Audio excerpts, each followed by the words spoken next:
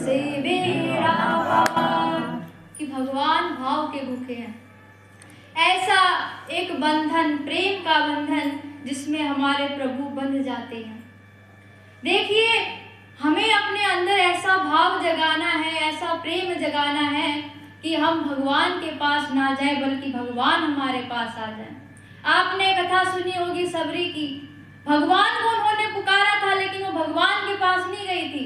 भगवान स्वयं उसके पास चल कर आए थे, क्योंकि उनकी वो भक्ति ऐसी थी, वो भाव ऐसा था, वो प्रेम ऐसा था।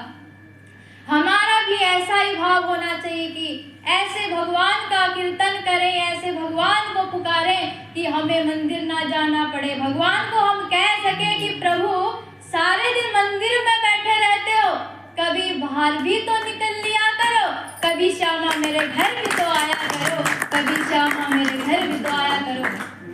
जब भी हम कहीं कीर्तन में जाते हैं, कथा में जाते हैं ना माता, हम नहीं जाते, भगवान हमें बुलाते हैं। यदि हम जाते हैं तो हमें ऐसे झूम के, ऐसे अपने भाव, देखो मंदिर के अंदर आते हैं ना, कई बार आपने सुना होगा कि मंदिर जाने से क्या होगा, लेकिन कोई ये नहीं कहता कि मंदिर जाने से क्या क्या नहीं होगा।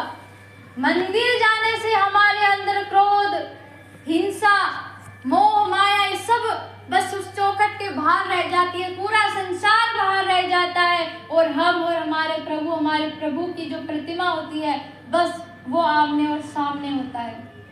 ऐसे ही हमें अपने अंदर भाव को लाना है, ऐसे ही प्रभु को बुलाना है।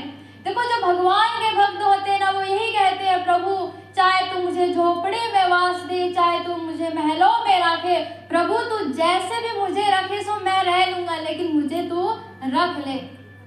कहते हैं, चाहे जैसे मुझे रख लो, कुछ ना कहूँगा मैं, चाहे जैसे मुझे रख लो, कुछ ना कहूँगा मैं। क्यों? क्योंकि मैं तेरा ही था, मैं तेरा ही हूँ, तेरा रहूँगा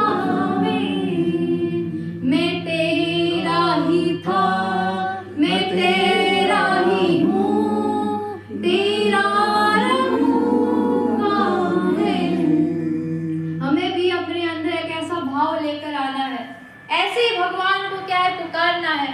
क्योंकि देखो, हम रोते हैं, आज तक रोते ही आए हैं। कभी अपने परिवार के लिए रोए, पति बाहर जाए सो पति बाहर चला गया उसके लिए रो रहे हैं, निसंतान माँ संतान के लिए रो रही है, इस संसार के लिए तो हम बहुत रोते हैं। लेकिन सच्चा रोना वही होता है जो भगवान के दरबार में रोता है, जो सच्चा रोना भगवान के दरबार में जो रोता है।